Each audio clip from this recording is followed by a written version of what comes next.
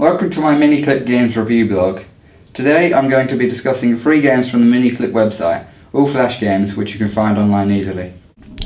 The first one I'm going to talk about is called Icebreaker. It's a game labelled Christmas game, but it's more of a strategy game if I'm honest. You play as an invisible hand who can slice ice blocks open with a click of a mouse. It's your job to slice ice into certain shapes so people can slide down a slide without falling through holes in it or getting speared by the sharp ice. It has a cartoony style and it's quite bright and happy.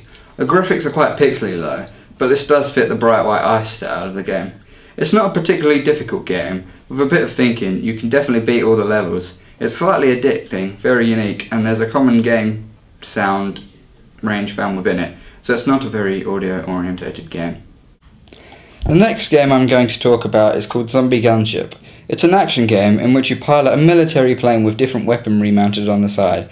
The gameplay is quite simple. You simply move your mouse around and click to fire a cannon.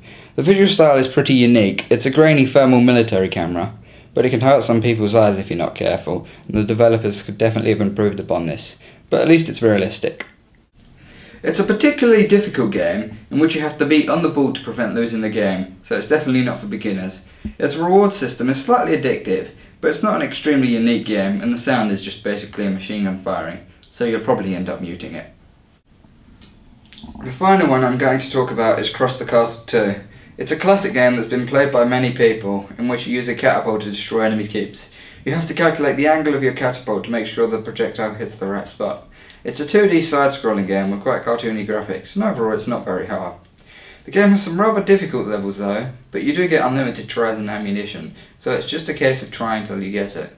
It's strangely addicting, although once you beat the game, it's extremely boring. It's rather unique, but once again the game lacks a real audio experience. And that, as I say, is that I hope you enjoyed my video blog.